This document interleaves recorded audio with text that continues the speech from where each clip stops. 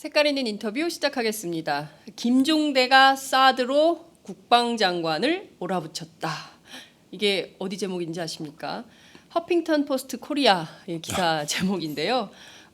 어제 열린 국회 비경제 분야 대정부질의에서 단연 압권은 역시 정의당의 김종대 의원이었다고 정치부 기자들이 평가를 하고 있습니다. 오늘 그 화제의 주인공을 직접 스튜디오에서 만나보도록 하겠습니다. 의원님 어서 오세요. 안녕하세요. 갑자기 존경심이 생겨. 원래 존경 안 했나? 야, 아니 어떻게 이렇게 첫 데뷔를 그렇게 잘하셔? 아우 깜짝 놀랐어요. 저는 일부는 팟캐스트인가?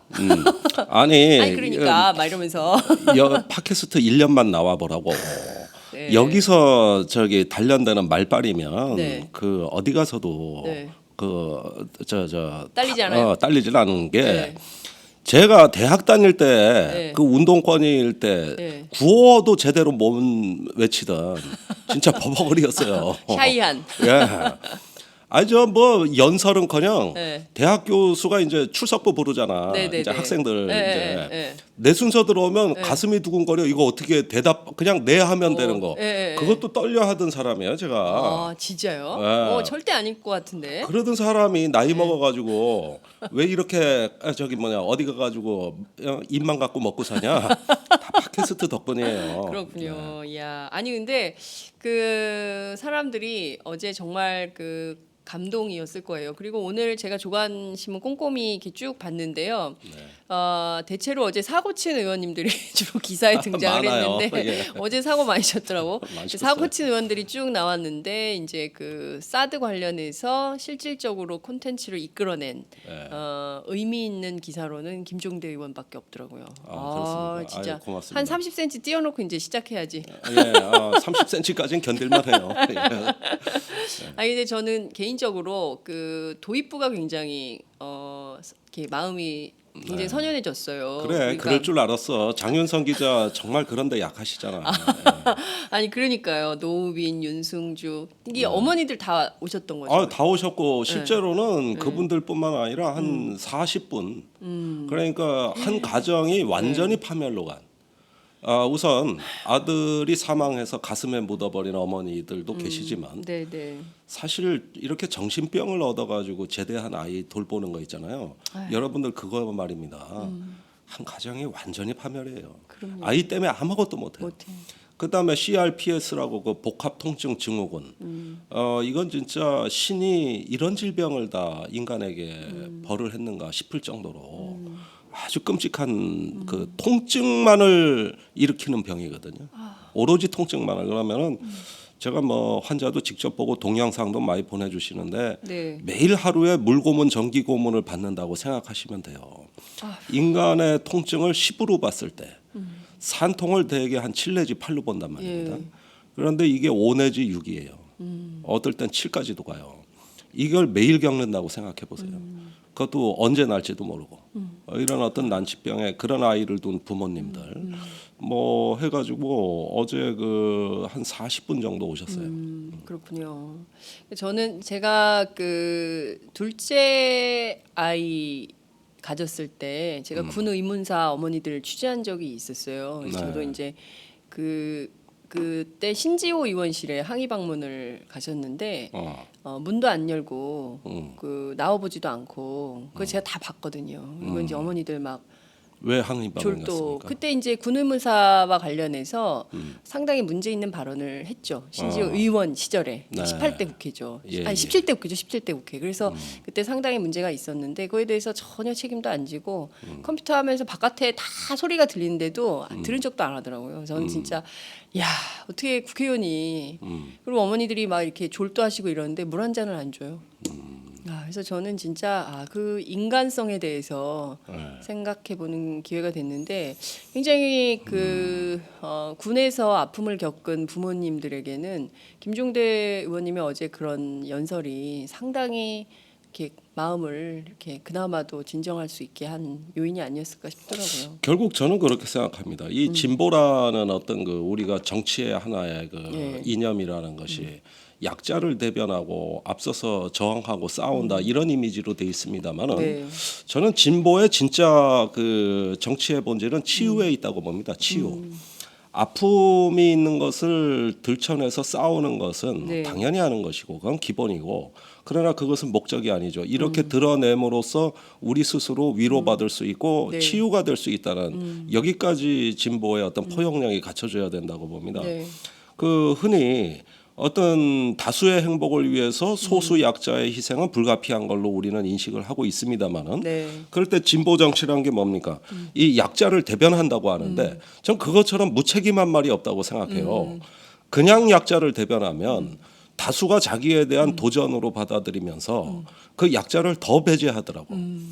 결국은 약자를 대변한다고 하면서 약자를 더 죽이는 이런 결과를 내서는 안 됩니다. 그 네. 약자의 그 아픔이 다수의 공감을 불러일으키고 설득이 되는 그렇죠. 이것이 약자를 대변하는 건데 그 다수의 오히려 적대적 어떤 조롱의 대상이 돼서 약자를 들춰낸다면 그 약자는 차라리 회피하고 싶어하지 저항하고 싶지 않습니다. 그렇죠. 근데 이제 어제 예를 들면은 그 군 피해자 가족들 예. 문제라든가 이런 여러 가지 그 우리가 군에서 벌어지고 있는 기본권의 문제를 제기한 건 뭐냐면은 피해자가 아닌 대한민국 어머니들을 향해서 드리는 말씀이고 네. 이 어머니들이 이것이 아 우리의 문제구나 하는 거를 알 수 있도록.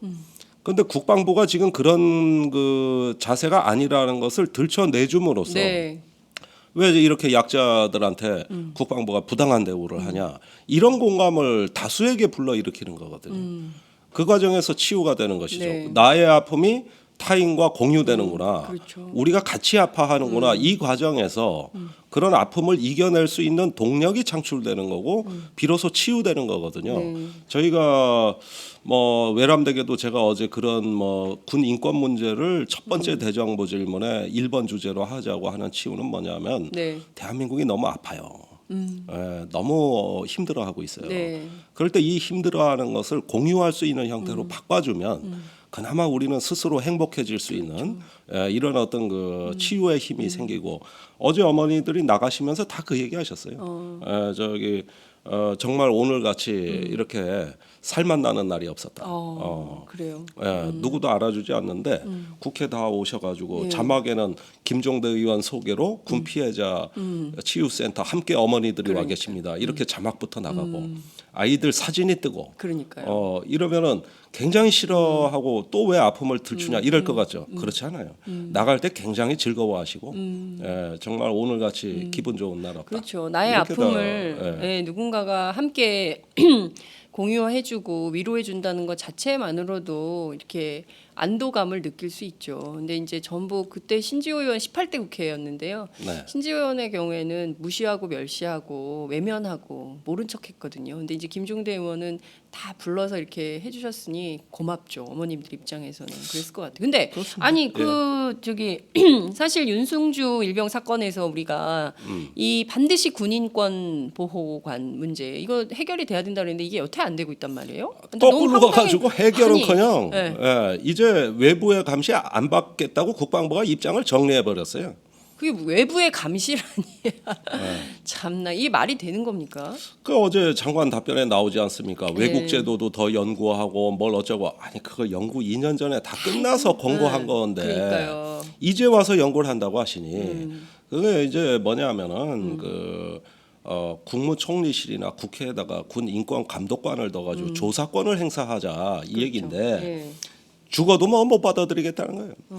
그런데 군 내부의 장관이 알아서 감독관을 둬서 하겠다. 그런데 우리가 지금 그 군에서 사망 사건이 발생했을 때 가장 큰 어려움이 뭡니까? 군에서 기록을 안 내놓는 거예요. 그렇죠. 예, 그리고 그러니까 원님 재판하듯이 그냥 자기들끼리 기록을 안 내놓으니까 이게 저 군의 공무 중 사상이라는 걸 입증할 길도 없어요. 그러니까 소송까지 걸고 이래야 겨우 자료 찔끔찔끔 나오는 이런 상황이란 말입니다. 말이 되니까. 예. 그래서 그 외부에 감독관이 있으면 감독관이 있다고 문제를 다 해결하지는 않지만 그렇죠. 우선은 신뢰할 수 있는 수단 하나를 확보하신 거예요. 그러면은 군대에서 만약에 내 아이가 네. 어떤 큰 일을 당했다고 할 때 여러분들 어디 가서 하소연하시겠습니까? 어디 가서 네. 가해자들이 저 군에 있는데 거기 가서 하소연하시겠습니까? 해봐야 소용이 없죠 사실은 그러니까 가해자들에게는. 외부에 조사권이 있는 그렇죠. 누군가는 있어야 되잖아요. 그런데 이걸 두자는데 군이 거의 지휘관들이 기절했어요. 아니 우리가 왜 외부기관 조사를 받아 이러면서 거의 뭐 기절하다시피 그냥 해버리니까 네. 양보해서 우리가 그 2년 전에 윤승주 일병 사건이 나고 나서 인권감독관을 그럼 두기는 두되 군의 어떤 우려사항 하나는 네. 우리가 봐드리겠다. 원래는 불시 조사권이어야 그렇죠. 됩니다. 불시에 예, 들어가서 조사를 해야 되는데 예. 하도 군에서 못하겠다고 나자빠지니 그러면 통보는 해주고 가겠다. 대신 가서 합법적으로 적법하게 합리적으로 조사 활동하는 이것만 보장해라. 예. 통보해주고 가겠다. 예, 이것도 예. 사실은 양보해서는 안 되는 건데 예. 해주었어요. 예. 그러니까 받아들인 겁니다 군에서. 그래가지고 군하고 합의를 한 거예요. 이렇게 하기로. 그래놓고 또 발뺌하는 거예요 지금? 그래놓고 검토해 보니까 안 되겠다고 2년이 지난 지금 와서 얘기하고 있습니다. 이게 말이 그때 됩니까 진짜? 국민적인 합의 사항이었습니다. 예. 이게 예. 또 국회도 같이 하자 그랬고 예. 우리가 선의를 갖고 한 발씩 양보해서 겨우 만든 제도를 이걸 뭐 이제 국회나 아니면 총리실 산하의 국가인권위원회 조사관을 둬서 가서 조사하게 하겠다 그래 네. 이렇게 된 것을 안 하겠다는 거예요. 이거를 강제할 수 있는 방법은 없습니까? 그때 분명히 19대 국회에서 이거 세게 얘기를 했고 모든 밀어붙였는데 국민들이 국방부가 끝까지 반대해서 그 법안이 자동 폐기됐습니다. 또. 네. 그러니까 또 자동 폐기 누군가가 여러 때구나. 국회법 개정안도 되고. 이제 또 누군가가 죽어야 이 문제가 그러면은 그때 가서 해결될 겁니까? 또 누구의 희생을 딛고 이게 그 과거에 민간군 병영혁신위에서 공고한 거는 윤승주, 임병장 그 또 해병대 총기 난사 사건에서 아이들이 네. 피로써 저 고발을 한 거를 우리가 받아 안아 가지고 국민적 합의 사항으로 한 거 아닙니까? 국민 네. 여론의 76%가 찬성했어요. 그러니까요. 이것만 하면 국방장관 박수 받을 텐데 안 한다는 거야. 안 한다는 거야. 한민구 장관이 이게 무능력한 거죠? 이 정도면 어떻게 보세요? 무기력한 겁니까? 일단은 무소신이라고 봅니다. 무소신. 예, 네. 그 양반이 충청도 양반이라서 좀 뭐 그런지 몰라도 그 일단 국민들이 요구한 거에 대해 충분히 잘 검토하겠습니다. 이렇게 하고 그 다음 네. 수순을 밟았으면 지금쯤 군 많이 달라져 있을 겁니다. 그런데 아니 거기서 또 저 자기 부하들이 왜 군의 지휘권이 외부기관 조사에 의해 흔들려야 됩니까? 말 몇 마디 하니까 또 이제 이러지도 저러지도 못하고 있는 거예요. 군대에 아이 보낸 엄마들이요 밤잠을 못 자요. 불안해서. 혹시 언제 전화 올지 모를까 봐. 네. 네. 그래야 됩니까? 월급 10몇만 원 주면서 애들 데려가 그렇게 그 고생 시키고 사실상 제2의 감옥 아니에요? 응? 가둬놓고. 아니 네? 월급 15만 원에 24시간을 통제당하는데 제가 요즘 그 어제도 시간이 없어 못 따졌습니다만 네. 그 윤승주 일병 가족이 국가유공자 가족 대우를 못 받고 있습니다 지금. 에? 우린 다 된 줄 알았는데 네. 왜 그런가 보니까 그 가족은 배우자나 자녀가 해당되는 거지 부모는 아니래. 그러면은 병사들 다 미혼인데 대부분이 네. 아니 아이들이 그러니까 이렇게 얘기하면 안 되지만 젊은이들이 가잖아요. 20대 초중반에. 예. 그러니까 국가 유공자가 되는 사례가 거의 없죠. 가족 중에 수혜를 받을 사람이 없잖아요. 그러니까 배우자 부모는 해당 사항이 없다. 빼버린단 말입니다. 그래서 실제 가족이 안 됐어요. 그다음에 네. 더 거슬러 올라가 보면은 임무 수행 중 다친 게 아니라는 겁니다. 윤승주 일병이 37일 그 복무 기간 중에 35일을 구타당한 거 다 아실 거예요. 그러니까요. 마지막 그 사망 당시에 1박 2일간 수사 기록상 밝혀진 것만 해도 670대를 얻어맞았어요. 네. 이 지옥 같은 생활관을 벗어나는 길은 죽음밖에 없었습니다. 그런데 이건 공무와 무관하게 생활관에서 벌어진 일이기 때문에 결국 이건 국가 유공자가 될 수 없다는 얘기입니다. 네. 자, 축구를 해서 다쳐도 네. 예를 들어서 일과 시간에 전투 체육 프로그램으로 하는 축구에서 다치면 이거는 공무상 사상이 맞는데 일과 후에 자기들끼리 축구하다 다친 거는 공무가 아니라고. 그러니까 요거는 또 보상 대상에서 빠진다고요. 네. 자, 그러면 24시간을 갇혀 있는 애가 일과 시간에 축구를 했든 네. 일과 후에 축구를 했든 네. 그것은 이 병사 입장에서는 똑같은 겁니다. 그럼요. 일과 후에 밖에 나가서 축구한 게 아니잖아요. 네. 부대 안에서 한 거잖아요. 그렇죠. 그런데 이런 것도 다 세분화해서 잘라. 그런 다음에 그 저 여기에 따라서 보상과 예우의 차등을 또 다 둬요. 네. 아니 그러면은 아 왜 치사해 이렇게. 일과 후에는 그러면 자기 마음대로 밖에도 나갈 나갈 수 수 있어야. 있게, 그럼. 그래야 저 뭐 그거는 공무와 무관하다 예, 이게 말이 예, 되지. 예.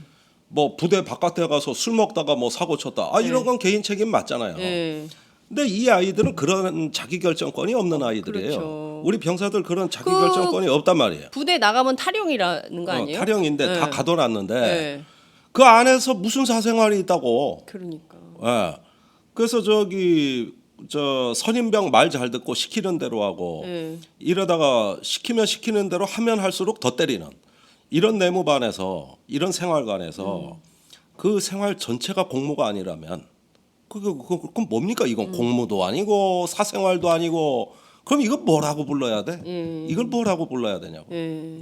정말 있을 수 없는 일이고요. 야, 그런 거 다 국가유공자 대상에서 빼버린다니까. 그것도 좀 보훈 바꿔야 대상에서. 되겠네요. 국가유공자의 제도도 좀 손질. 박승춘 씨가 한 거예요. 박승춘 씨가 2012년에 그 유명한 박승춘. 예. 예. 그 법이 바뀝니다. 예. 옛날엔 국가유공자 하나밖에 없었어요. 예. 그런데 이제 국가유공자 주는 국가 돈이 아깝거든. 너무 많거든. 그러니까 법을 어떻게 바꿨느냐. 네. 국가유공자는 엄격하게 아까 말씀드린 대로 네. 윤승주 일병 국가유공자 아니다. 뭐 간첩 잡다가 교육훈련 받다가 얻어맞은 거 아니지 않냐. 국가유공자 아니다. 이렇게 해놓고 네. 그렇다고 모른 채 하긴 또 그러니까 보훈 대상자라는 걸 신설을 해. 네. 그래서 국가유공자와 보훈 대상자를 분리시켜. 예. 그래서 어느 정도 그 왠지 좀 군인답지 못한 뭐 이런 그 기준으로 예. 좀 다친 거 네. 이런 사람들은 보훈 대상자로 다 빼. 그래 이러면서 보상의 수준이 확 떨어지는 건 뭐 불문가지죠. 네. 결국 이렇게 해서 국가 예산 절감해내겠다는 거예요. 아 뭐. 이렇게 해가지고 딱 분리시켜. 예. 이게 2012년에 개정된 법이에요. 그러면은 그때 국가보훈처장이 누구지? 박승춘? 박승춘이잖아. 아. 이래가지고 요걸 바가지로 얻어먹는 게 이게 지금 진보 쪽이 아니라 보수 쪽에서. 보수 쪽에서. 예. 거기에다가 이제 그 저 참전용사들이 있으시잖아요. 예. 예. 예. 저한 참전 그 상위 군경 해가지고 그 보훈연금을 한 50만 원 정도 받아요. 그래요. 예, 매달 50만 원 정도 받는데 그분들 대부분 고령자시잖아. 그렇죠. 그런데 그거 받기 때문에 박근혜 대통령이 왜 노인들한테 20만 원씩 주는 기초 노령연금 예. 요 대상에선 또 빼. 치사해 빼. 진짜. 아 그러니까 그 보훈 대상자에서 그 지급받는 연금 있는 양반들은 그거 어차피 다 국가에서 주는 돈이니까 당신들은 기초연금 받지 마 이렇게 된 받지 거예요. 마. 아. 이래가지고 그걸 빼고 나면은 대략 기초 노령연금을 받는 사람들보다 얼마를 더 버냐? 네. 겨우 30만 원이에요. 한 달에. 아, 치사해. 그래서 군에서 그 크게 다쳐서 나오신 분들 예. 또 저 참전 용사들 예. 이렇게 지금 뭐 다 고령자신데 예. 30만 원 더 가져가는 거예요. 아 정말 치사하다. 국가를 위해서 그렇게 전쟁터에 나가서 고생하신 네. 어르신들에 대한 대우가 고작 30만 원이라는 거예요. 30만 원인데 네. 이 치사한 중에서도 정권. 또 저기 군에서 뭐 30년 이상 생활하고 이런 분들 왜 몸이 안 좋아져서 나오시는 분들 많다고. 약값도 안 되겠다 진짜. 그런 분들 저기 왜 군에서 다친 것도 네. 그 군에서 고된 훈련이나 구보 중에 이렇게 이제 몸에 이상이 오는 분들 많거든요. 네. 그런데 그런 질병도 공무 중에 이제 그런 질병이 발생했다 하더라도 네. 이걸 또 의사가 후벼 파가지고 원래 병이 오고 있었는데 그때 훈련 받은 거다. 그걸 퇴행성 질환이라 그래. 나이 먹으면 있는 거. 이래서 한 50대, 40대, 50대 군인들이 군에서 얻은 병을 대부분 공무상 질병으로 인정받지 못합니다. 네네. 대부분 그래요. 그러니까 즉 밖에 나와서 치료비를 자기 돈으로 해야 됩니다. 대부분. 그래서 군에서 왜 골병 들어 나오는 어른들 많거든요. 네. 직업군인들 많은데 이런 사람들 보훈 대상자에서 다 빠져 있다고. 그러니까 저 대부분 나와서 일용직, 뭐 아파트 경비원 이런 거 많이 하시잖아요. 네네. 그런데 이제 그 국가에서 치료비를 안 대주니까 수입의 대다수를 의료비로 써야 된다고 사실은. 그러니까 병원 죽도록 그 군복무하고 나와가지고 병원비 내느라고 그분들이 행복한 삶이 안 되는 거죠. 박근혜 안 되는 대통령 거예요. 아니 100% 대한민국 저는 박승춘 보훈처장한테 하고 네. 싶은 얘기가 네. 당신이 얘기하는 안보나 애국이라는 것은 네. 어디 추상적 개념으로서 안보와 애국이지 안보와 애국에 종사한 사람들의 복지와 안전 네. 이거는 관심 없는 거예요. 이게 그러면서 맨날 젊은 애들한테 그 저 이념 사상 교육 시킨다 이거나 하는 거고 네. 그다음에 가끔 참전용사나 뭐 호국 뭐 전몰장병 뭐 해가지고 막 그 선양 행사들 예, 갖다 예. 대대적으로 체육관 빌려서 요전에 잠실체육관 그러니까. 빌려서 했잖아. 예, 예. 그런 걸 대대적으로 하면서 뭐 어떤 그 마치 대한민국 안보는 자기 혼자 하는 것처럼 떠들고 다니지 않습니까? 네. 그런데 정작 그렇다고 해서 그 안보의 가장 아래 사다리의 아래 계층에 있는 그렇죠. 대다수의 그 초급 간부들이나 이런 분들이 이렇게 뭐 국가안보 선양한다고 해서 혜택 받는 거 있는 줄 아십니까? 없어요. 오히려 더 나빠지고 있어 지금. 보훈처장이 박승춘 오고 나서부터. 박승춘 보훈처장에 대해서는 국회 차원에서 해임 건의뿐만 아니라 제가 보기에는 6.25 전쟁에 참여했던 참전 용사들이 나서서 이분들 이 박승춘 처장의 문제점을 적극적으로 아니 어버이연합 왜 그 앞에 가서 해병대전후에 이런 양반들 왜 안 하지 집회를? 2만 원 안 주잖아. 2만 원을 안 주는구나. 2만 원을 안 줘서 그런 문제가 있구나. 여러분들께서 지금 많은 의견 주시고 계십니다. 김종대 의원님 화이팅입니다. 사드 좀 막아주세요. 이현진님 사드. 어제 잘 봤습니다. 김용준님께서 응원합니다. 김종대 의원님 제가 지금 잠 못 이루는 시애틀에서 보냅니다. 이런 의견. 그 다음에 김종대 의원님 감사합니다. 신지호 의원 지금 종편에 열심히 나오고 있대요. 그래요? 이분 진짜 레알 똑똑한 분 같네. 대단한 분 같습니다. 일당백. 팟짱 김종대 의원님 파이팅입니다. 이런 의견 주고 계십니다. 사드 얘기 좀 해볼게요. 네. 그 엊그제 월요일 아침 조선일보 그 한 단짜리 일면에 네. 그 사이드톱 기사가 걸렸습니다. 네. 한두 달 안에 사드 배치를 사드 배치에 대해서 직접적인 그 발표를 할 거다. 발표가 임박했다. 이런 그 보도가 나왔어요. 그리고 그 이튿날이죠. 어제 동아일보가 또 이번에는 지역을 찍었네. 7곡 유력하다 이렇게 나왔습니다. 사드가 온다, 임박했다 이런 거를 좀 보수 언론을 통해서 이렇게 확인이 좀 되고 있는데 실제 이런 보도들은 좀 어떻게 보시고? 물론 그런 보도가 나면 국방부가 즉각 부인을 하죠. 그 결정된 거 없다고. 네, 자 그런데 제가 참 요즘 그 벌어지고 있는 참상을 보면 네. 항상 문제는 동아일보가 일으켰습니다. 문제는 동아일보다. 예. 네. 그 얼마 전에 충청북도 음성이 유력하다고 맞아요. 쑤셔놔가지고 예. 충청북도를 발칵 뒤집어 놓지 않았습니까? 그러다가 또 엊그제는 경북 칠곡이 또 예. 유력하다고 예. 해가서 또 칠곡이 또 발칵 뒤집어진 거 아닙니까? 예. 어제 뭐 포항 뭐 저기 또 부산 뭐 해가지고 난리 났더라고. 또 경상북도 대구까지 들썩거리고 있어요. 그런가 하면은 또 지난 총선 때 동아일보 신동아는 또 원주가 제일 맞아, 원주. 적기라고 예. 했다고. 그러면 동아일보가 어디요 지금 시방? 이게. 지금 동아일보가 네. 음성 땅값 떨어뜨려, 네. 칠곡 땅값 떨어뜨려, 이제 오산 원주 땅값 떨어뜨려, 전국의 땅값 떨어뜨리는 짓은 다 골라 하고 있거든. 동아일보가 그러면서 전국을 아주 벌집 쑤신 듯 만들어 놓고 있거든. 왜 그래 동아일보 왜 그래요? 아니 사드는 그 중에 어느 한 군데일 건데 네. 이걸 그냥 전국이 다 욕이 온다 저기 온다 폭탄 돌리기 하듯이 네. 이렇게 해가지고 지금 난리도 아닙니다. 그러면 이 국방부가 떨어진다고 즉각 해놓고 부인을 자기네가 하죠. 거기 땅 살라 그러는 거 아니야? 글쎄 그런 뭐 땅 장사 하려나? 땅 살라 그러는 거 아니야? 그런데 네. 그 사드에 대해 가지고 검토가 거의 끝난 거는 맞다고 봅니다. 그러니까 이게 3월 달부터 한미가 네. 그 사드 한국 배치에 대한 기술적 검토를 해온 거란 말이에요. 그러니까 배치를 한다면 그에 따르는 이제 환경 영향 평가라든가 네. 또 법률적 문제라든가 네. 또 군사 기술적 문제라든가 이런 것들을 의제를 설정해 가지고 한미가 올 3월부터 이 사드 문제를 지금까지 협의를 해온 겁니다. 네. 그러면 거기에 기술적 검토가 이제 다 끝나면 네. 그게 장관한테 보고가 돼서 이제 한미 양국 국방장관 선에서 한국 사드 배치에 대한 네. 결정을 내리는 수순으로 가는 것이죠. 네. 지금은 기술적 검토 단계라고는 돼 있어요. 그런데 그게 기술적 검토를 그렇게 많이 할 게 없어요. 사실 제가 보기에 한두 달이면 다 끝나요. 근데 지금 4개월이 넘어가고 있잖아요. 네. 이건 뭐냐면은 이 기술적 검토가 끝났을 때부터 초래될 엄청난 반발과 이 사회적 논란, 네. 그다음에 여러 가지 어떤 글로 초래되는 정치적 비용을 고려하지 않을 수가 없는 것이죠. 네. 또 중국의 반대가 아주 강력하게 나올 거고 그거보다 더 강력한 러시아 쪽의 반발은 이건 아주 상상을 초월해요.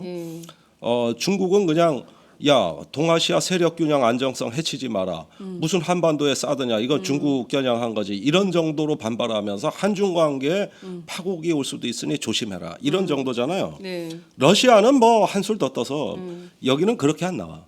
사드가 한반도에 배치되면 우리 미사일의 표적이 될 거다. 아예 노골적으로 여기는 하는 데니까 다짜고짜 군사적으로 나오는 데라고 여기는. 이런 것들이 분명히 존재합니다. 그러면은 지금 우리가 북한 미사일 문제만 갖고 볼 것이 아니라 네. 이 사드로 인해서 동아시아 세력 균형이 이게 크게 요동칠 수 있는 중대 그렇죠. 사안이고 예. 그런데 국방부의 일개 정책실장 밑에 팀이 검토하기에는 너무나 중차대한 문제예요.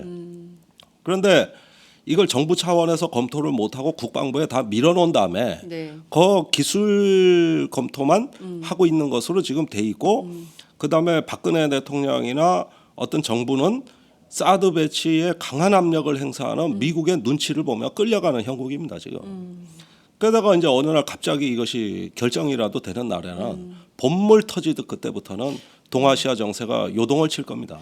이게 보통 심각한 문제가 아닌데요. 어제 한민구 장관의 답변, 그러니까 의원님 질의에 대한 답변 내용을 보면 뭐 이게 좀 제대로 준비가 안 되고 있다는 인상을 받아요. 그러니까 이를테면은 몰라요. 예, 뭐가 그 의원님 받았다는 그 국방부의 답변서 그리고 또 본인이 그러니까 이게 뭐 정말 몰라서 저렇게 얘기를 하는 건지 아닌 척하려고 저러는 건지 뭔가 감추려고 저러는 건지 굉장히 의문이 많이 들었어요. 벌써 이 그 사드의 세부 문제를 가지고 제가 국방부하고 장관하고 티격태격한 게 몇 번째인지 생각도 안 나요. 특히 국방부 그 실무 책임자 정책실장을 우리 방에 불러놓고 2시간을 따졌다고. 네.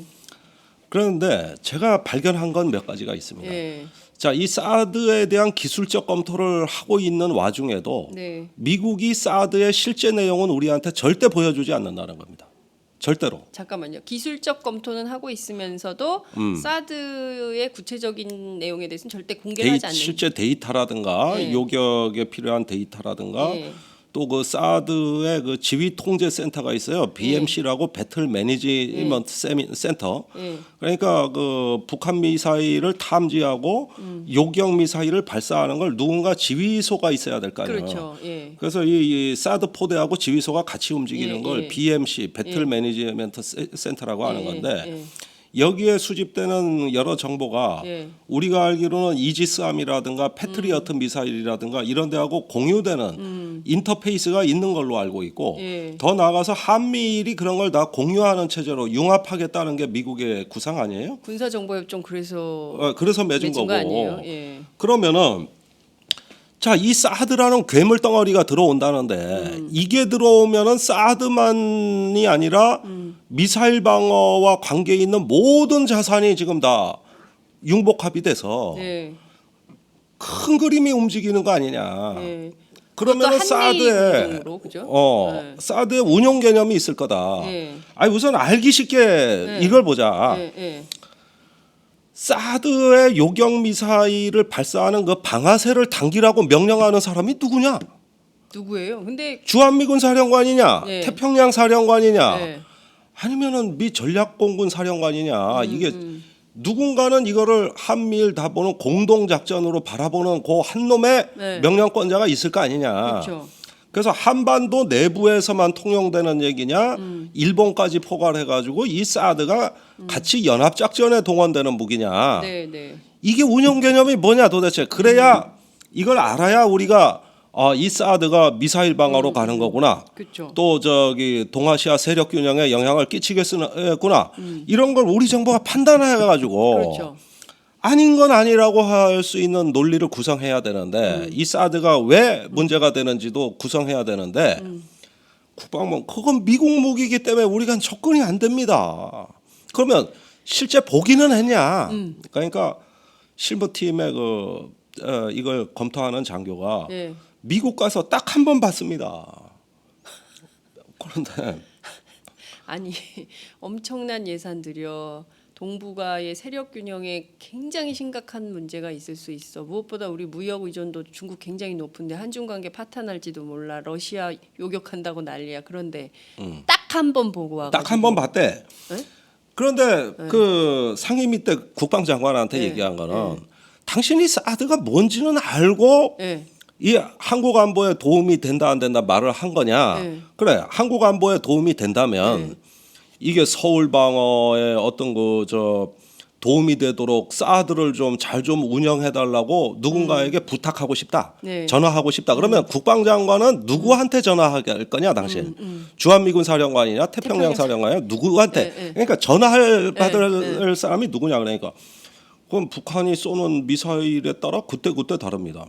그때 달라요. 그러면은 저기 노동 미사일을 쐈냐 무수단을 쐈냐 그런데 이게 떨어지는 모양이 한반도에 떨어질 것 같냐 조금 더가 일본으로 떨어질 것 같냐 이때면 그때 다 다를 거야 그지 그래가지고 저기 미군 장성들끼리 화상 회의를 해.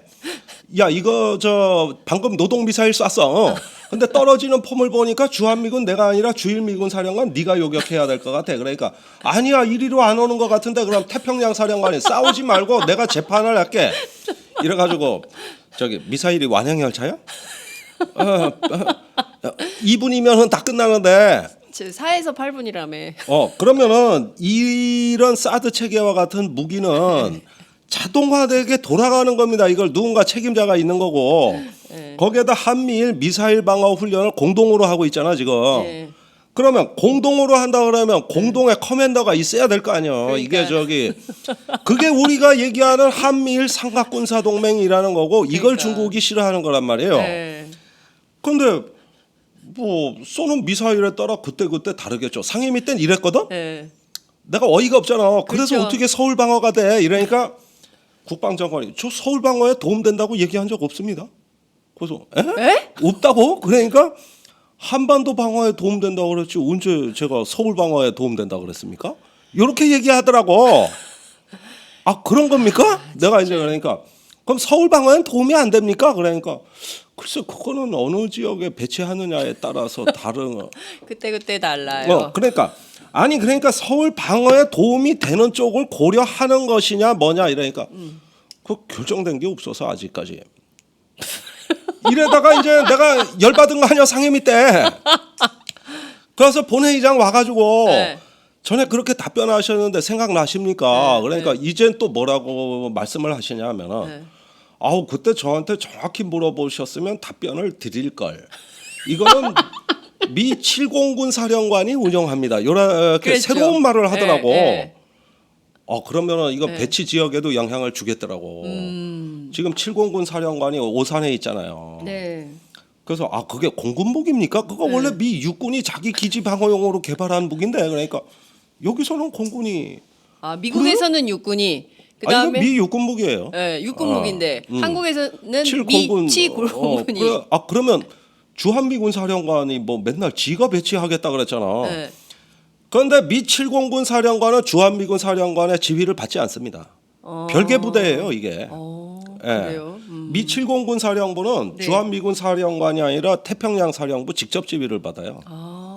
그렇게 지휘 체계가 다릅니다. 네네. 그럼 그럼 뭐야? 뭐야? 여태까지 주한미군 사령관이 사령관이. 얘기했던 건 또 뭐냐고. 네. 그래서 이제 나는 점점 헷갈려지기 시작하는 거죠. 네. 그럼 한미 합동으로 운영할 겁니까? 또 그렇대. 여태까지는 미국 무기라 접근이 안 된다 그러다가 네. 그럼 어떻게 한국군 그랬잖아요. 어떻게 하니까 한미 공군이 협조해서 네. 한미 공군이 협조해서 아니 한국군 주도로 한다며 그것도. 아니 그러니까 이제 내가 내가 무식해서 그런가 머리가 나빠 그런가 이제 미스테리 같은 얘기가 나오는데 아니 우리나라에서 그 방공 미사일 그 이런 방공포 사령부가 있는 데는 육군이에요. 우리나라 육군이거든. 네. 근데 우리나라 공군이 또 7공군하고 협조해 이 무기를 운영한다는 거거든. 이 얘기가 어제 처음 나온 거예요. 그러니까요. 자, 내가 내리는 결론은 이겁니다. 네. 저기 그 장관이 아직 사드가 뭔지 모르시는구나. 그리고 우선 알고 싶어 하질 않는구나. 다 검토팀의 검토에 떠다 밀고 알고 싶어 하질 않는구나. 그걸 우리가 어떻게 그러니까 이해해야 됩니까? 미군이 국방부. 하는데 군말 없이 따라가나 가보자. 그리고 한반도 방어에 도움 된다는데 되겠지. 이러고 따지질 않은 거야 미국에. 따지질 않는 거야.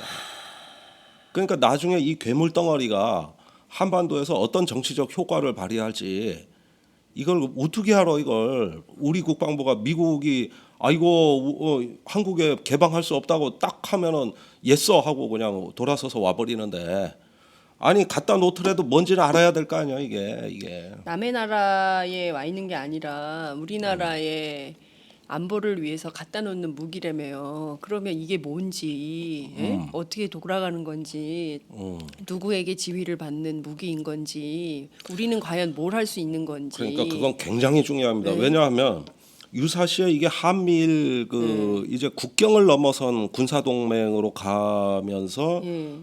무언가 이제 우리가 일본하고도 준 동맹 관계로 간다고 할 때 그 접착제가 뭐가 되겠냐고. 그렇게 국가를 묶어주는 접착제가 바로 사드 체계예요. 이 사드가 들어오면은 이지스 체계, 패트리어트 체제, 또 군사 인공위성까지 다 이것이 네트워크로 연결된 이제는 그 초국가적인 하나의 그 시스템이 출현하는 것이고 이게 한미일 이제는 그 군사 동맹으로 결속된 새로운 동북아 집단 방위 체제가 출현하는 겁니다. 그야말로 그렇게 이게 얘기했던 MD가 현실화되는. MD가 현실화되는 것이죠. 네. 그게 이제 이 사드가 들어오고 나서 그 다음 단계라는 거예요. 그러면 이걸 검토를 해보고 사드가 들어오는 게 좋은지 아닌지를 평가해야 되는데 네. 이 사람들 평가 방식은 뭐냐면은 사드가 들어온 다음에 운영 개념을 연구해 보자는 거야. 그게 무슨 소리예요? 그러니까 소잃고 외양간 고친다 뭐 이런 생각인 거예요? 그 아니면 생각이죠. 어차피 예. 그때 되면 나는 장관 아닌데 뭐 아니 이런 그러니까 건가? 외양간은 소일은 다음에 고쳐도 될 거 아니냐 이런 식의 해괴망측한 논리를. 그렇죠. 예. 그게 지금 계속 밝혀지고 있는 거야. 그러니까 제가 국방위부터 지금 대정부 질문에까지 계속 얘기하는 거는 네. 저 사드에 대해서 우리는 통제 못합니다.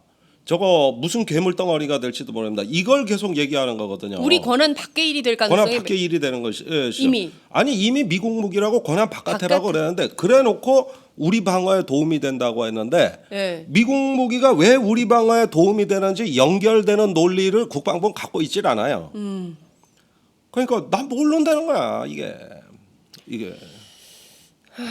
참 그런데 이걸로 짊어져야 될 국가가 뭐 아니 이번에 저 황교안 총리가 시진핑 앞에가 중국 어선 얘기 네. 저 연평도에 오는 거 그거 단속 좀 해주세요. 그러니까 시진핑이 그건 됐고 사드 얘기 좀 합시다. 이렇게 된 거 아닙니까? 그렇죠. 그러니까 한참 잔소리 듣고 온 거 아니에요. 아무런 중국 어선에 대한 보장 못 받고 왔잖아요. 그렇죠.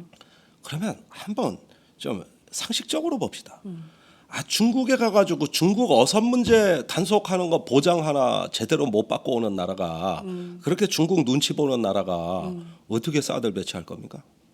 앞으로 쏟아질 그 국제 정치적 부담은 이건 중국 어선보다 몇십 배, 몇백 배 더 사드 문제는 큰 건데 그러면은 그거 저 중국 어선 하나 당당하게 못하는 그런 정도의 외교력을 가진 나라가 무슨 수로 사드를 들여올 거냐고. 감당이 안 되는 거예요. 감당이. 그러니까 이제 와서는 사드가 사실은 어떤 무기인지 우리는 잘 모르고 미군이 알아서 합니다. 이렇게 하고 빠져나가는 거야 이게. 이게 말이 됩니까? 이게. 이런 무책임한 정부가 있을 수 있을까요? 제가 제일 분노하는 게 이거예요. 도대체 주권이 있냐 우리가?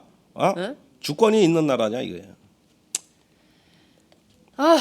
야, 아침에 갑자기 열이 확 받아. 도대체 이게 우리 국민들이 전부 세금 나가지고 이 땅에서 좋은 나라 만들겠다고 이렇게 막 발버둥 치고 새벽부터 밤늦게까지 전 국민이 열심히 일하고 OECD 국가 중에 제일 노동 시간이 긴 나라인데 이 나라에서 이렇게 열심히 일해 세금 갖다 바쳤더니 결국은 그 세금으로 우리랑 관련도 없는 무슨 알지도 못하는 무기 갖다 놓고 그건 우리 일 아니까 잘 모르겠어. 미국이 알아서 하겠지. 그러니까 뭐. 우리가 모르는 사이에 이미 네. 저 한국, 일본, 네. 미국 네. 이 저 군사 정보가 다 융합 단계로 들어가고 있는 거예요. 자 이거를 그냥 이대로 놓고 봐도 되는 겁니까? 이거 어딘가에서는 브레이크를 걸어줘야 될 것 같아요. 근데 중요한 거는 박근혜 정부가 왜 이렇게 이거 속도를 내죠? 그러니까 미국이 시켜서 그러는 거예요? 사실은 그 사이에 이제 북한 핵실험, 장거리 미사일 발사에 이어서 최근에 중거리 무수단 미사일을 6번을 북한이 발사했습니다. 그렇죠. 이때 우리나라의 보수 세력들은 거의 좌절감에 빠졌어요. 미국의 핵우산 믿고 있는 거 외에는 아무것도 할 게 없구나. 그럼 우리도 핵무장 해야 될 거 아니냐. 미사일 방어해야 될 거 아니냐. 이렇게 절박하게 튀어다니기 시작했습니다. 네. 그러는 와중에 사드라는 건 한 가지 위로가 됐던 것이죠. 무언가 아무것도 할 수 없는 뻥 뚫린 하늘에 그래도 우리도 뭐 쓸만한 거 하나는 대비하고 있다. 이런 스스로의 자기 충족, 네. 일종의 어떤 심리적인 만족을 이 사람들이 갈망하기 시작했고 그러다 보니까 예전 같으면은 이거 절대로 배치해서는 안 된다고 생각했던 사드에 대해서도 기대를 가져보는 거예요. 자, 예를 들면 이런 거지. 내가 어떤 연인한테 차였어. 네. 이제 이 꿈을 이룰 수가 없어. 나의 로맨스는 깨졌다고. 네. 그러다 보면 에이 나의 이상형 저 사람은 안 되지만 이렇게 뺨 맞고 돌아섰을 때 옛날에 내가 차버린 걔가 생각나는 거야. 그래도 걔는 내가 나를 찼지만은 걔는 나를 좋아하지. 내가 남들한테 차여 보니까 내가 누굴 찼을 때 그 사람 기분을 알겠다. 이런 느낌이 들 수도 있는 거 아니야, 그지? 예. 그러니까 결국은 사드 절대 검토 안 한다고 했지만 예. 여러 차례 북한에서 뺨을 맞고 걷어차이고 하다 보니까 그거라도 이렇게 돌아선 게 올해 2월입니다. 박근혜 대통령이 2월 16일 날 사드 검토 발언을 하고 그때로부터 급물살을 탔는데 이때 뺨만 준 줄 알았던 미국이 이게 웬 떡이야? 이제 오라 그러네. 그래 우리 땡큐. 오래 기다렸어. 땡큐 해가지고 와서 협의합시다 하고 막 진행을 시키는 거야 지금. 그러고 보니까 뭐 어떻게 하겠어. 말아해 놓은 죄는 있고 주워 담을 수는 없고. 네. 그러니까 뭔진 모르고 겁은 나지만 싫으면서도 끌려가는 거야 그냥. 이 사드인지 뭐해. 근데 중요한 미국에. 거는 그냥 그 연인 관계는 뭐 어떻게든 할 수 있지만 이거는 국가와 민족의 미래가 걸린 문제고 무엇보다도 다시 이 동북아 세력 균형 때문에 또 다른 방식의 새로운 신냉전 질서가 구축이 된다면 그 안에서 우리의 운명은 또 어떻게 되는 거냐 한반도 운명은. 자 그러니까 어제 뭐 장관한테 청일 전쟁이 왜 일어났는지 아십니까? 의병장 손자시니까. 그러니까 모르시는 뭐 것 같은데. 답변을 잘 안 하시는데 그는 동아시아의 세력 균형이 붕괴되면서 급격한 질서 재편기에 당시 조선에서 외세를 함부로 끌어들였다가 일어난 전쟁이다. 우리 스스로 무엇을 주도하지 못하고 일본에 기댔다가 청나라에 기댔다가 결국은 그 둘을 초청해서 전쟁을 시킨 거다. 그런데 우리는 그때 통제력을 잃었다. 지금 동아시아 세력 균형이 재편되고 있습니다. 그 중에 가장 위험한데 서너 군데를 뽑으라면은 난사군도 쌩깎고 한반도인데 이런 분쟁의 열점이 더 폭발로 갈 수 있는 지정학적 도전이 시작이 됐고 네. 이러는 가운데서 왜 이런 어떤 그 신냉전의 어떤 그 최전선이 한반도가 돼야 되는지를 성찰한다면 진짜 전략가가 해야 될 일은 뭐겠느냐. 네.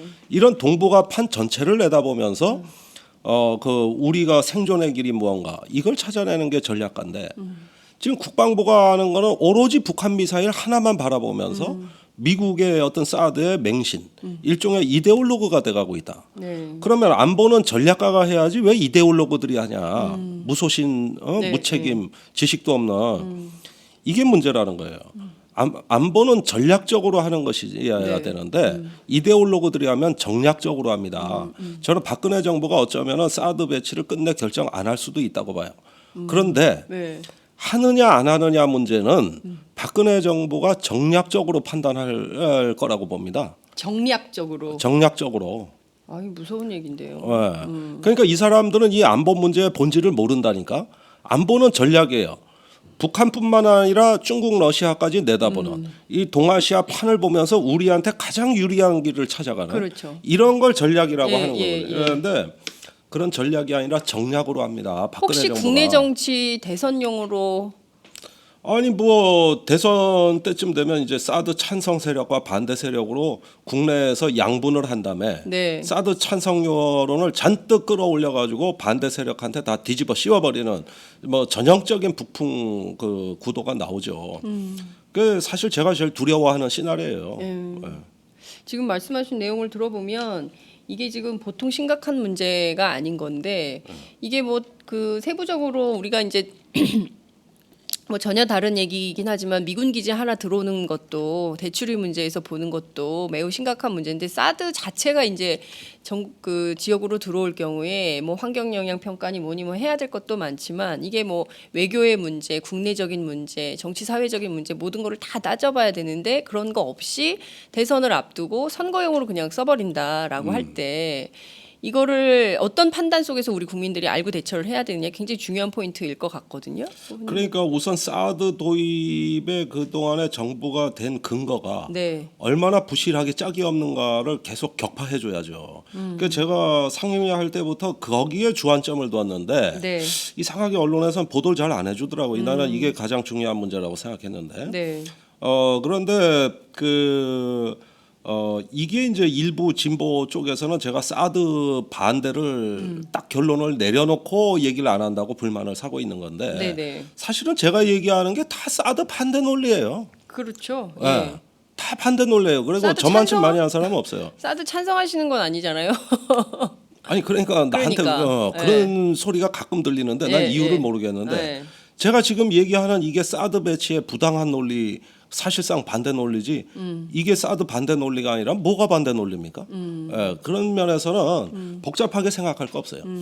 사드 반대한다고 구호 외칠 것이 아니라 사드가 도입되면 왜 문제인지만 계속 밝혀주면 돼. 그렇죠. 그러면은 이게 다 반대 논리가 되는 거예요. 그 얘기가 그 얘기라고. 찬성이냐 반대냐를 딱 정리하고 들어가면 규정당하죠. 규정당하는 겁니다. 예. 이러면은 그리고 이제 낙인 이론이 보십시오. 발동하죠. 예. 그 얼마 있다가 이제 보수 언론에서 사드 찬성파하고 반대파 의원들 여론조사 들어갈 거고 그렇죠. 막 그렇게 해가지고 이미 또 중앙일보가 했죠. 한국정치학회랑 같이 해가지고 했어요. 예. 자 그겁니다. 예. 그 구도에 몰아넣고 싶은 거예요. 예.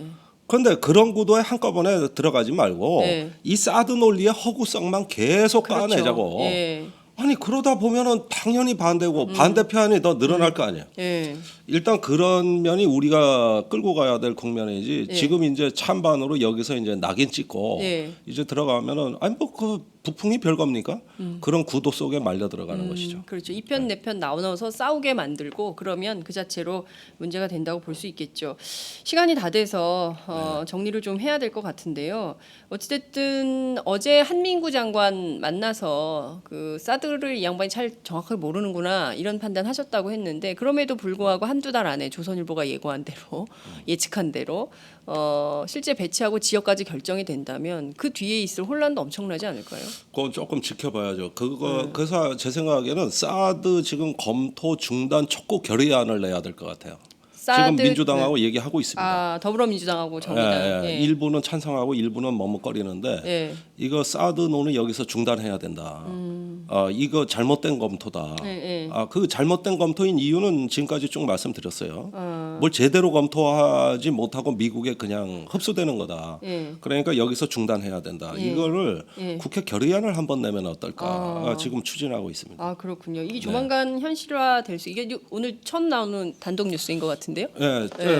처음 여기서 공개하는 예, 거죠. 그렇군요. 국회에서 국회 차원에서 사드 논의 중단 국회 결의안을 준비 중에 있다 이런 말씀 주셨습니다. 보니까요 더불어민주당에서 김종인, 이철희, 김성수 의원이 중앙일보 조사에 따르면 사드를 배치하되 보완점을 찾아야 된다 이런 주장을 했는데 특히 김종인 대표여서 될까요? 좀 국회결의안. 뜻밖인데 그거 제가 좀 그분들 만나서 설득을 좀 해야 되겠어요. 그렇군요. 알겠습니다. 저희도 좀 함께 지켜보도록 하겠습니다. 오늘 말씀 잘 들었습니다. 감사합니다.